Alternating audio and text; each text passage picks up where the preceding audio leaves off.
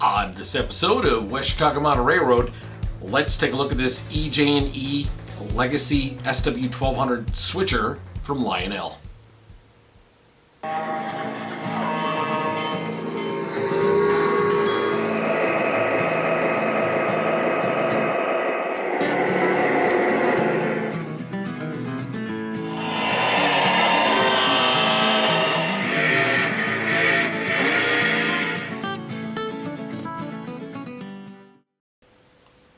Hey folks, Matt here with West Chicago Mountain Railroad. Again, thank you for coming back to the channel.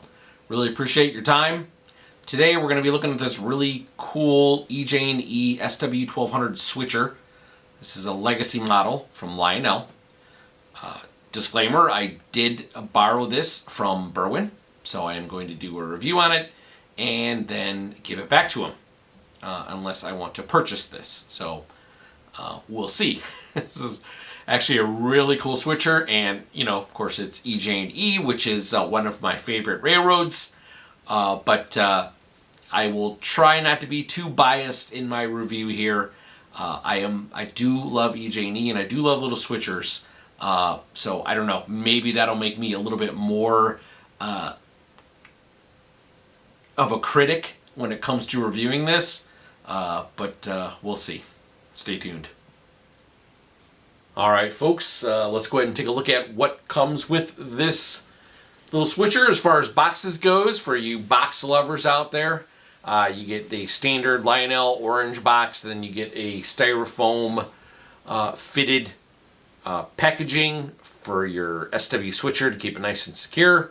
You get some traction tires, and you get, I believe these are like key coupler mounts, I believe. And then, of course, you get a manual. So if you are unaware of how to operate this, you can refer to the manual. All right. Well, let's keep going in the review. All right, folks. Well, let's not waste any time and let's delve right into it. On the front here, we have an electric coupler.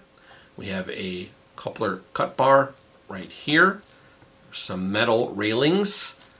Looks like the deck here is all treaded, so that's really cool. Really cool details on that, as well as the steps here. Let's go ahead and move down the side. All right, so got a little builder's plate here. Got some striping across here. The color here is pretty spot on for EJ&E colors, I can tell you that. Got a bell here. It swings. Got two smokestacks. There's some little bit of detailing it here, like for the radiator and stuff like that, and there's some minor detailing, molded in detailing here on the side plates. The trucks are done very well, as well as the fuel tank here. And then if we move down here to the cab, there are two cab figures. There is a horn piece here. We have some cab glass, and then there's some windshield wipers as well. Got a little like sun visor here. And then we have EJ&E road number 306, and this is a flashing beacon that we will get to when we run it. All right, let's go ahead and take a look at the rear of this SW switcher. Okay, so we have a reverse light here. Again, there's some cab windows with some windshield wipers. There is a door here, and again, there's a coupler cut bar in the back. Electric coupler is here. Same kind of metal railings as we do in the front. And that's pretty much about it for the rear. Again, this is a small little switcher. It's, not super detailed, but, it looks just like the prototype does as far as I can tell. Let's go ahead and take a look at the top really fast, and then we'll go ahead and turn it over and look at the bottom. All right, so nothing special going on here that I didn't show you already. Again, here's your beacon, here's your horn, got our smokestacks, here's our little swinging bell, and then here are our radiator panels. And then I believe in order to access all of the functions, you just take this piece off right here, which is held down by a magnet. And then here we can do the run program switch. We have the turning on and off the Bluetooth, and I believe we can turn on and off the smoke. Okay, and then just finishing up here on the bottom of the unit. It only has one motor, which is right here, but as you can see, there's a couple of cams that come off, and it drives both of these front and rear axles, which is kind of nice. Got 3 pickup rollers, and then there's no pickup roller here because this is the little infrared sensor that can feed into your LCS track and stuff like that.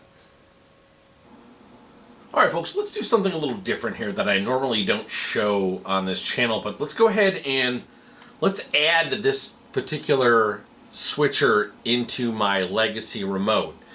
And the reason I want to do that is, well, one is to show you how you do that, and number two, because I showed you the IR sensor on the bottom, I want to show you how that works and how that will actually populate the information into my legacy remote without me actually having to type anything in. So first thing we do is we go ahead and we move this over to program, right? So if there's program and there's run, we're going to move it over to the program side, which I actually did before.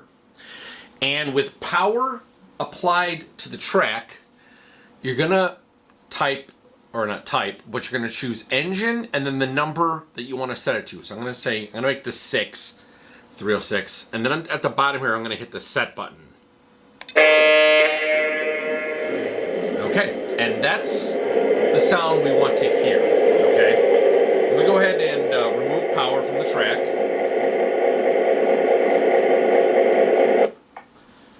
Now, you normally don't have to remove power nowadays.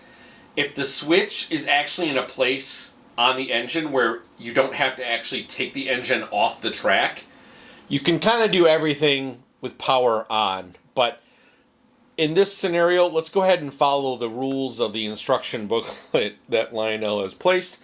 So what I did is I removed this back to run, okay? And we're going to put that back on there. Now, as you can see, it's engine 6 and it's in cab 1 mode. So there's no setting for this particular engine right now in this remote. But when we cross over this LCS track, which is right here, you can see these little lights here, it's going to send the information in this engine is going to send itself to this remote. And I'll explain how that works in a minute, but let's go ahead and put power back on the track. Okay. And then I'm going to say engine 6, and I'm going to power it on. And then I'm just going to move it slowly over this track. Okay? You want to kind of do it slowly because this is kind of in cab 1 Team CC mode. So there you go. I didn't do anything to it, but it ended up adding the correct name of the engine, and then it also added it's a switcher and legacy mode and legacy rail sounds. So I'm going to stop this. And I'm going to shut it off really quickly because I just little sound preview. So the way this works is by default, legacy and the TMCC signal are unidirectional. That means that it only sends information one way, right? Which means that this remote tells this unit, the legacy engine, what to do. But the legacy engine can't respond via TMCC or legacy, right? It's a wireless radio signal. However, with the IR sensor underneath the engine, it can send information back. And on this LCS, there's a little sensor, and when it goes over the sensor, which is like right here, there's 2 of them, it sees this in the remote and says, oh, you don't have the information populated for that, and it'll send it. So back in the day, we used to have those little orange memory modules, and that's how you would populate the information. But with an LCS track, it'll do it for you without any problems whatsoever. So pretty cool. All right, so let's go ahead and we'll preview some of the sounds for this little switcher. All right, so let's go ahead and I'm going to send a startup request to this. We'll go through the 5 horns. So this has the 5 horns and the 5 bells that you can cycle through. It also has the new radio chatter as well. We'll go through all that. It might be kind of loud, so you probably won't hear me talking as much as I cycle through all the sounds here because it tends to be pretty loud. All right, so here we go. Tower here. Start up and hold. Over. Read you loud and clear. We'll get up and running. Out.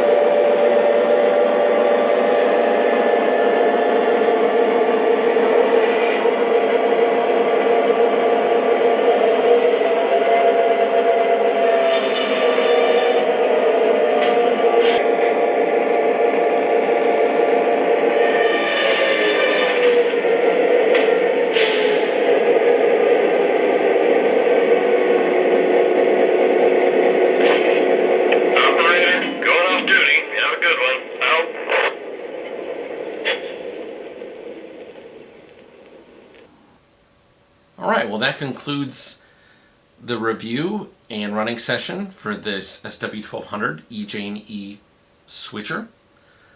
Final thoughts for me, as far as color-wise and detail goes, like, this is very spot on for me. I really like it. It sounds great. Obviously, legacy sounds. You got the 5 horns, although 3 of the horns are just different pitches of the same horn, and the same goes for the bell. It's just 3 different pitches.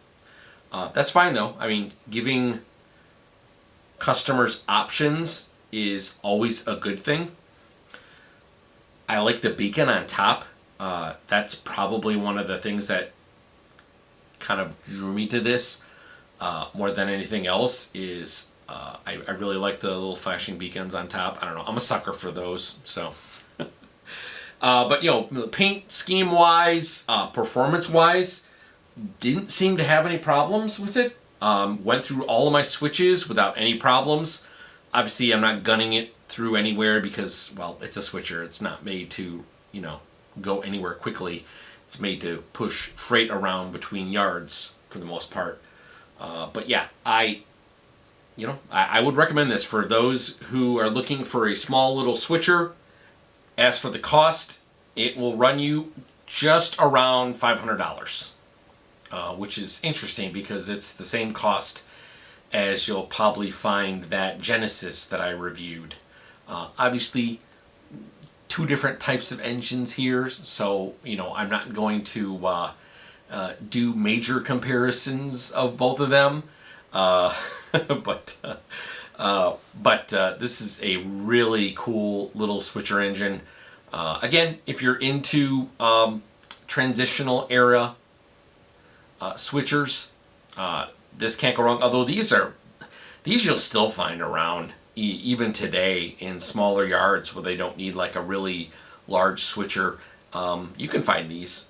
Like these are really, really cool little switchers, and I really enjoy them. I have a good amount of them already. I have a little Santa Fe switcher. I have a Metra switcher, which is kind of my main switcher. So I switch back and forth between the Santa Fe and the Metra one. But I would consider this. So we'll see. There's a lot of different things on my list right now. You know, it's hard to turn down EJ&E, but you know, you never know. So, again, thanks to Berwyn Toys and Trains for giving me, let me correct myself, they didn't give me anything, for letting me borrow this switcher to do a review on. And if you're interested in this switcher or any of the other flavors that Lionel did, I know there's a BNSF, I know there is a Santa Fe, there's like a blue and yellow Santa Fe one, and a couple of other ones as well. And again, these were in the catalog from last year, so now's about the time for them to start coming in. I think they came in maybe last month, I think sometime in May, I believe. I don't know exactly which week it was, but yeah, they've been here for a little over a month. So, but again, please, give a call over to Berwyn. I'll put all of the contact information in the show notes, and if you like what you saw, go ahead and leave a like, leave a comment, and above everything else, I would really appreciate a subscription if you're not subscribed. It's free, doesn't cost you anything, but it lets me know that you're watching my channel, you're enjoying everything that I'm putting out, and then if you're interested, you can hit that notification bell too after you subscribe, and that way when I post any new videos, you'll get notified. My next video is probably going to be my layout update video. As you can see, some parts of this front are kind of done, almost done, and there's parts of the layout that still need some landscaping work. But my next video is going to be a layout update video just to kind of bring everybody up to speed. With that said, everybody, thank you for watching and have a wonderful night.